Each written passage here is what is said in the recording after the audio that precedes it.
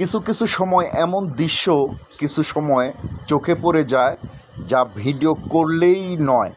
Video করে আপনাদের মাঝে তুলে ধরলাম, দেখেন ভিডিওটা আপনাদের মাঝে কেমন লাগে।